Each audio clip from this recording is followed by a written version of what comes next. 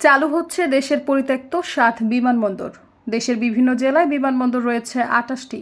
অভ্যন্তরীণ রুটে বর্তমানে 8টি বিমানবন্দর সচল রয়েছে, এর মধ্যে 3টি আন্তর্জাতিক বিমানবন্দর। অনেকগুলো বিমানবন্দর পরিত্যক্ত, অব্যবহৃত ও নির্মাণাধীন। পরিত্যক্ত ও অব্যবহৃত 7টি বিমানবন্দর নতুন করে চালু করার উদ্যোগ নিয়েছে বাংলাদেশ বেসামরিক বিমান চলাচল কর্তৃপক্ষ। নতুন যুক্ত হতে যাওয়া বিমানবন্দরগুলো হচ্ছে ঈশ্বরদী, ঠাকুরগাঁও, লালমনিরহাট, বগুড়া, শমশেরনগর, কুমিল্লা ও তেজগাঁও বিমানবন্দর। এই বিমানবন্দরগুলো চালু হলে অভ্যন্তরীণ পর্যটন খাতের বিকাশ ঘটবে এবং যাত্রী পরিবহন বাড়বে। ইতিমধ্যে এই সংক্রান্ত প্রয়োজনীয় কাজ শুরু করেছে কর্তৃপক্ষ।